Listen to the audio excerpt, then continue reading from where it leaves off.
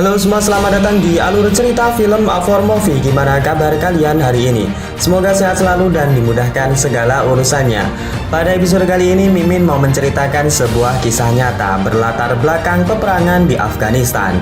Film ini berjudul Special Force, mengisahkan 6 tentara pasukan elit Prancis yang berjuang mati-matian menyelamatkan Elsa Casanova. Dia adalah sang relawan perang yang ditangkap oleh tentara Taliban lantaran ia sudah banyak menguak kejahatan perang yang dilakukan mereka.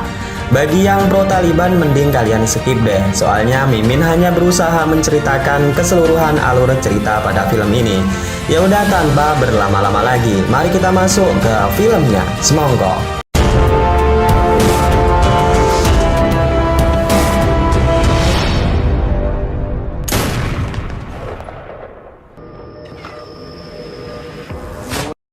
Film dibuka dengan memperlihatkan tanah gersang nan tandus padang pasir di wilayah Afghanistan. Tepat di kota Kabul, seorang jurnalis asal Prancis bernama Elsa Casanova tengah melakukan wawancara dengan seorang warga lokal bernama Maina. Elsa mencoba mendalami bagaimana perang di Afghanistan dan kekejaman Taliban yang saat ini dipimpin oleh Ahmad Zayef. Maina kemudian mulai menceritakan bagaimana kondisi di negaranya sekaligus mengungkapkan jika ia sedari kecil pernah dijual kepada keluarga Zayef. Tak banyak yang dikatakan oleh Maina, ia justru menyarankan Elsa untuk segera pulang ke negaranya, dan Maina pun undur diri dengan raut muka yang terlihat ketakutan.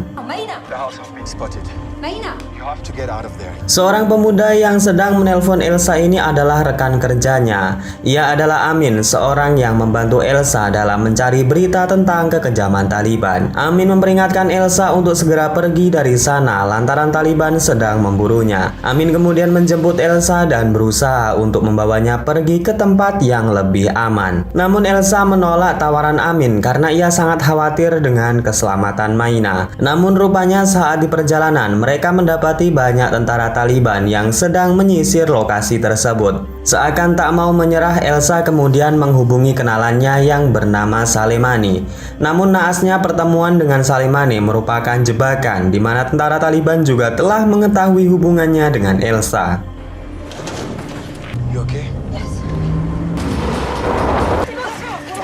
Tertangkaplah sudah Amin dan Elsa saat hendak kabur. Tentara Taliban dengan paksa membawa Amin dan Elsa ke tempat penyanderaan. Kabar tertangkapnya Elsa langsung diketahui oleh kantor berita tempatnya bekerja di negara Prancis. Berita tersebut segera mendapatkan perhatian khusus dan rapat petinggi negara pun digelar.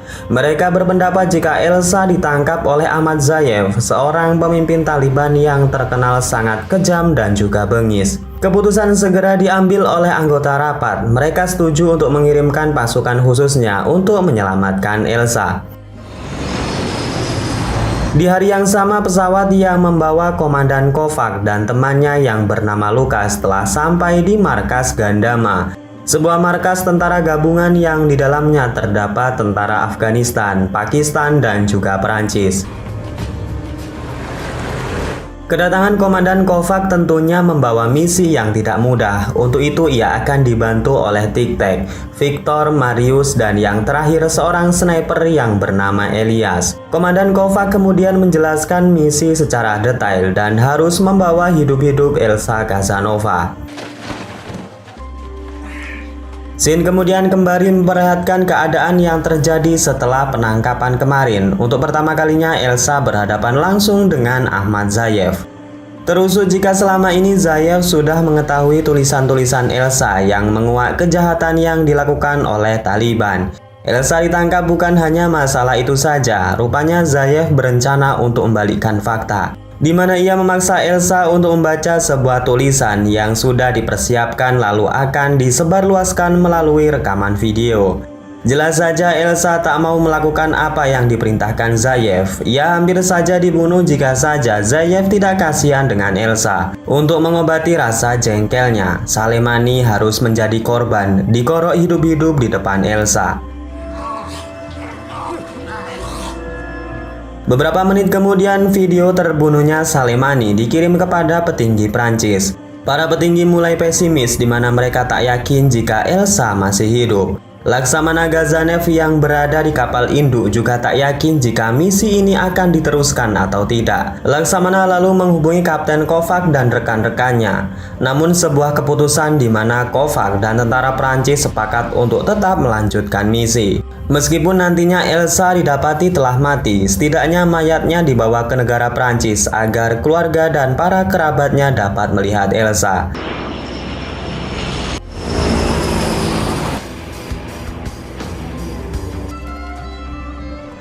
Film kemudian berlanjut memperlihatkan seorang intelijen Afghanistan yang saat itu tengah membuntuti senior Taliban bernama Zukan Mullah berjalan memasuki sebuah rumah di mana sekelompok yang menamai dirinya Zurah tengah menunggunya.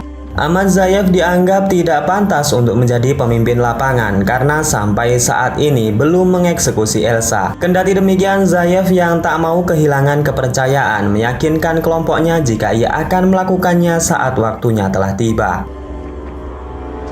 Di waktu yang sama terlihat ke-6 pasukan khusus kini telah sampai di sebuah lokasi yang dekat dengan desa di mana Elsa ditahan. Saat memantau lokasi, mereka dikejutkan dengan sebuah pemandangan yang tak biasa, di mana pasukan Taliban tengah mengeksekusi sebuah keluarga, dan salah seorang di antara mereka adalah Maina, wanita cantik yang kala itu diwawancarai oleh Elsa. Setelah para Taliban tersebut selesai dengan aksinya, kelima tentara tersebut memulai langkah demi langkah untuk menyusuri desa yang sudah mereka pantau. Terlihat beberapa penjaga, namun hal itu bukanlah masalah yang berarti karena ke-6 pasukan ini adalah yang terbaik di kelasnya.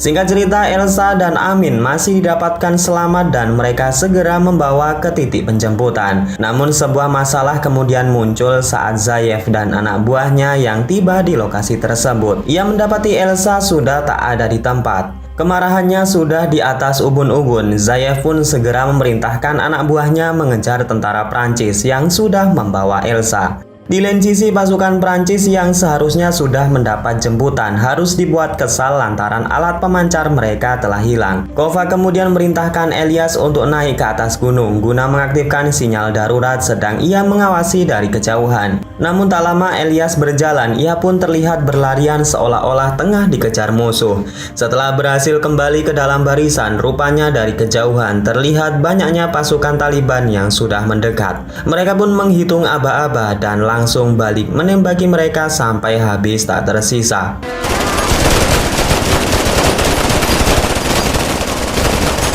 Helikopter yang menangkap sinyal darurat sebenarnya sudah berangkat ke titik ekstraksi, namun mereka tak bisa melakukan pendaratan lantaran pasukan Taliban yang tengah berjaga di sana telah siap menembakkan RPG. Heli penjemput ditarik mundur ke pangkalan dan misi dianggap telah gagal. Kabar ini didengar oleh petinggi Prancis, namun mereka juga tak tahu harus berusaha seperti apa lagi dan tak mau mengambil keputusan yang terlalu beresiko.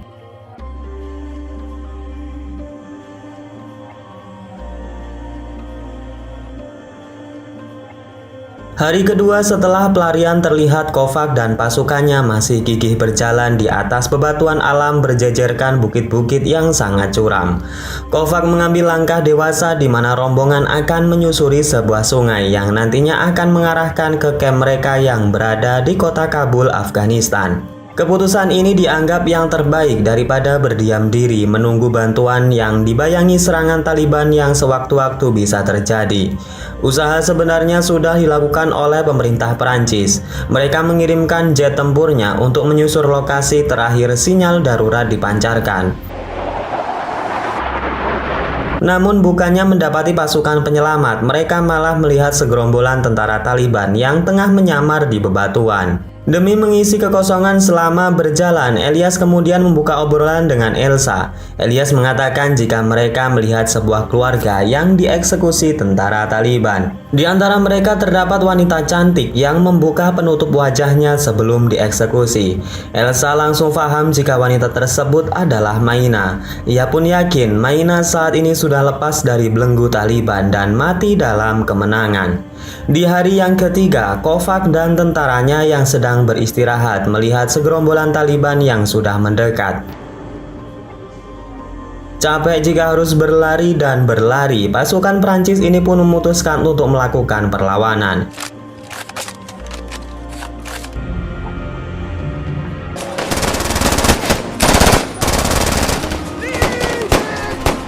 Singkatnya, mereka berhasil menghabisi banyak Taliban yang pada dasarnya tidak terlalu lihai dalam pertempuran. Karena kalah, sebagian Taliban kembali turun dan melaporkan kepada Ahmad Zayev yang sedang menunggu di bawah. Namun dengan kejamnya, Zayev membunuh pelapor tersebut dan mengancam mereka yang menyerah dan mundur dalam pertempuran.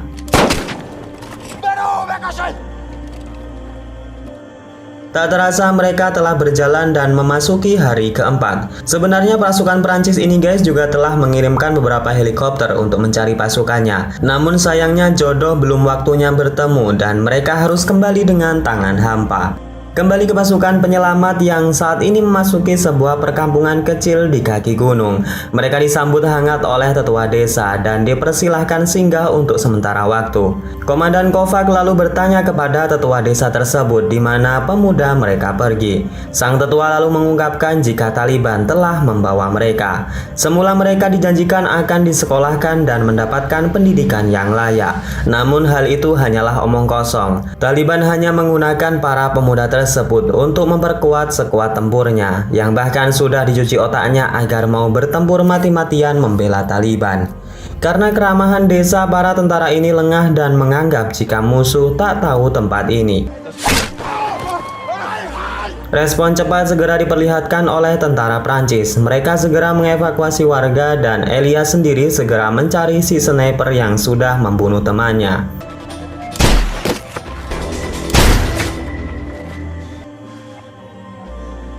Hari kelima mereka memutuskan untuk meninggalkan desa dan meneruskan langkah kaki mereka.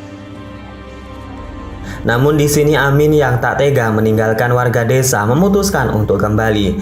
Elias dan Tik-Tek juga sepakat dengan apa yang dikatakan oleh Amin. Namun keputusan itu ditolak oleh Lukas. Ia sangat emosi lantaran temannya sudah tewas di sana. Ia tak mau mengambil resiko dan fokus dengan tujuan misi ini. Elsa yang mendengar ucapan Lukas langsung dibuat marah olehnya. Ia pun nekat jika mereka tak mau membantu penduduk desa, maka ia sendirilah yang akan ke sana. Kovac sebagai pemimpin kemudian memutuskan jalan tengah di mana Lukas menjaga Elsa, sedangkan ia dan ketiga rekannya akan turun ke desa untuk memastikan warga desa aman. Namun rupanya mereka sudah terlambat nih guys. Para Taliban lebih dulu memasuki desa dan Zayev sendiri dengan tega membunuh tetua desa yang dianggap telah melindungi tentara musuh. Assalamualaikum. Tembakan demi tembakan dilayangkan oleh tentara Taliban menghabisi penduduk desa, baik pria maupun wanita. Besar tua mereka babat rata dan inilah kekejaman Taliban yang sudah sangat tidak manusiawi.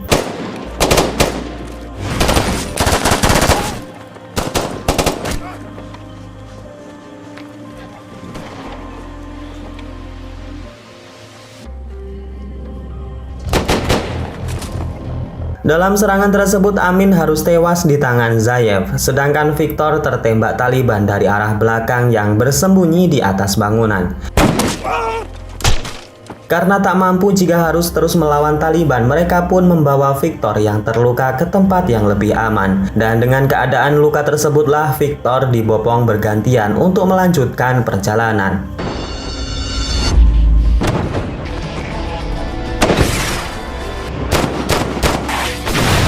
Semua itu butuh pengorbanan, seperti Elias yang sengaja mengalihkan perhatian musuh agar tidak mengejar teman-temannya. Namun sayangnya nih guys, Elias juga bernasib sama seperti Amin. Ia harus tewas setelah berondongan peluru terus menghujami tubuhnya yang sudah melemah.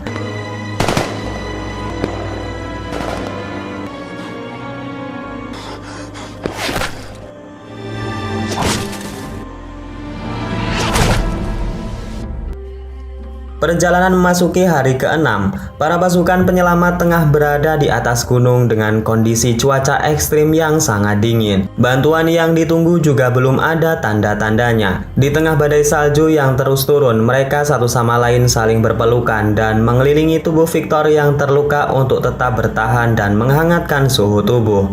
Namun sayangnya ajal juga tahu kapan ia harus tiba. Victor yang sudah terluka dan tidak mendapatkan pertolongan medis secara serius akhirnya meninggal dunia. Hari ke-7 ini menyisakan Elsa dan ketiga orang pasukan yaitu Tic-Tac, Lucas, dan Komandan Kovac.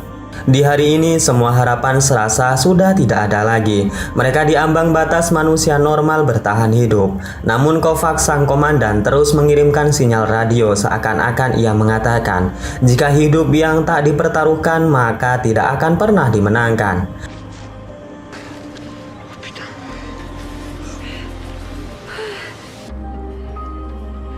Hari ke-8 mereka lewati berjalan kaki sampai di mana pada akhirnya memasuki sebuah lembah bebatuan di hari yang ke-9.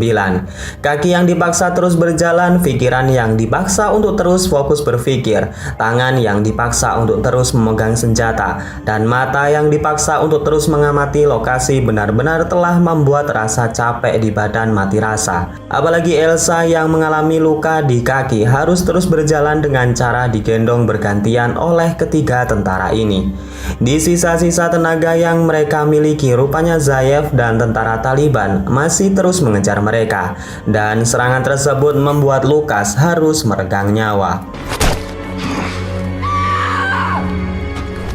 Elsa yang bersembunyi juga diketahui oleh Ahmad Zayev yang kemudian berhasil menangkapnya.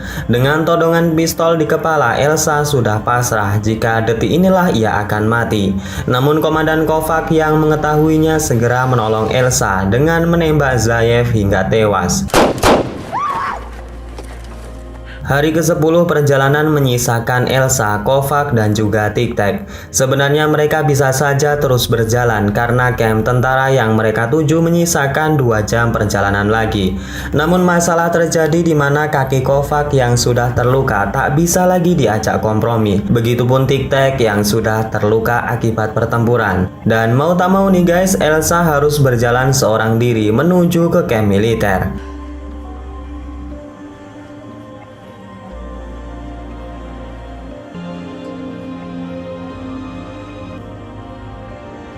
Hari ke-11 Elsa yang terus berjalan di tengah panasnya gurun pasir yang begitu tandus. Ia menemui titik batas tubuhnya dan ia pun pingsan setelah menahan lelah dan dehidrasi yang ia alami. Setelah beberapa saat dari pingsannya, sebuah harapan kemudian muncul, di mana sebuah kendaraan patroli militer terlihat mendekat. Elsa diselamatkan dan dibawa ke camp militer dengan keadaan yang masih selamat. Dengan didorong kursi roda, Elsa akan segera dibawa ke rumah sakit untuk penanganan medis yang lebih serius. Namun ia kemudian menolak dan memilih untuk ikut bersama dengan Laksamana untuk menjemput Komandan Kovac dan juga Tic-Tac. Setelah lama mencari, akhirnya rombongan heli penyelamat menemukan keberadaan Komandan Kovac dan juga Tic-Tac. Tangis bahagia kemudian mulai bercucuran. Bagaimana tidak, 12 hari bertahan di tanah konflik, terus dikejar dan melewati medan yang sangat ekstrim. Akhirnya mereka berhasil diselamatkan dan tidak ada kata percuma dalam perjuangan ini. Film kemudian ditutup dengan sebuah narasi yang mengenang kematian Benjamin, Jonathan, dan seluruh tentara Prancis yang gugur di medan pertempuran. Dan kemudian film ini pun selesai. Oke, segitu aja guys alur film pada episode kali ini. Semoga kalian suka dan dapat mengisi waktu kosong kalian. Saya Naja undur diri. Wassalamualaikum warahmatullahi wabarakatuh.